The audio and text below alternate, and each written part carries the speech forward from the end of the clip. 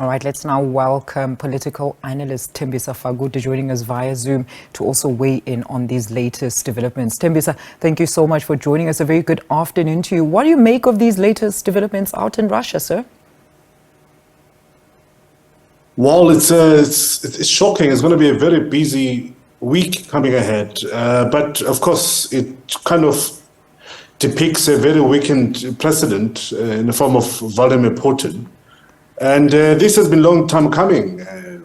We've seen them empowering the Wagner group while it was fighting in Ukraine. And this rhetoric of undermining the government started some couple of weeks ago. And we realized that this could escalate into something similar to what happened in Sudan, where the paramilitary force started to feel much more important than the national army. And that's what Wagner Group has grown to become. When the call was made for its members to sign up, in other words, as full-time soldiers in the Russian army, they refused to do so. And that's what we see happening at the moment, where they're now saying, they are much more powerful than the army, and they will take a responsibility of representing Russia in the battlefield henceforth. Maybe, Thembisa, just to backtrack a little bit, I mean, the Wagner Group has apparently been operating in Africa. Can you briefly tell us what has been the relationship between the Wagner Group and some African countries, and what exactly were the type of operations in Africa? Well, the Wagner Group has been working with a number of countries, notably the Central African Republic, Mali, Sudan, and Libya.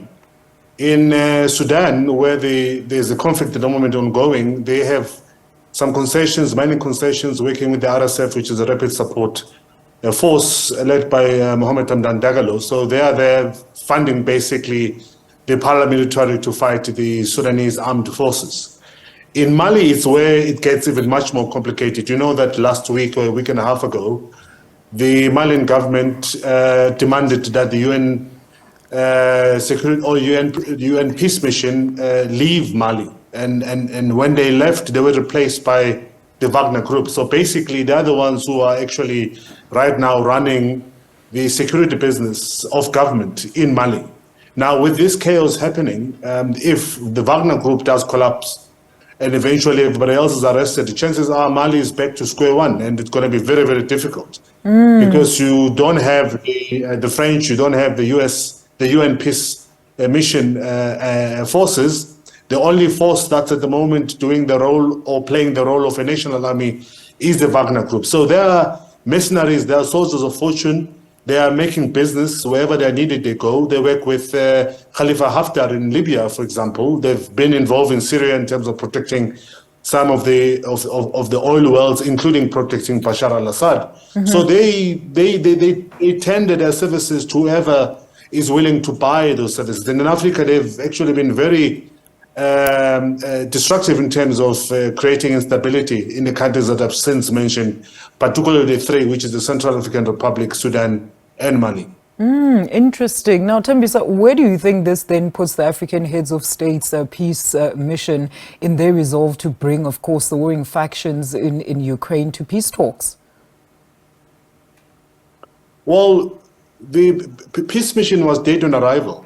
First of all, both leaders have said that they're not going to backtrack from their condition. Volodymyr Zelensky of Ukraine has said that before he could speak to the Russians, they must retreat back to the borders before the 24th of July, the 24th of February 2022, when this war started. Vladimir Putin has said that's not going to happen. So those conditions rendered these efforts, death on arrival before anything could actually begin. But I think what will happen henceforth, I think we're going to see a stalled African peace mission, because I don't think they'll be able to go there while the mutiny is taking place. The good news, though, is that South Africa might just find relief in terms of dealing with the visit of Vladimir Putin into South Africa, because as long as there's mutiny, he's unlikely to travel outside to Russia. So the whole controversy of him coming to South Africa and risking being arrested because of the ICC warrant of arrest might just fall away if this, of course, continues past the date of the BRICS summit in August. Thank you so much for your contributions, Mr. Fagude. That is Tembisa Fagude, political analyst, weighing in there on the latest Russian developments.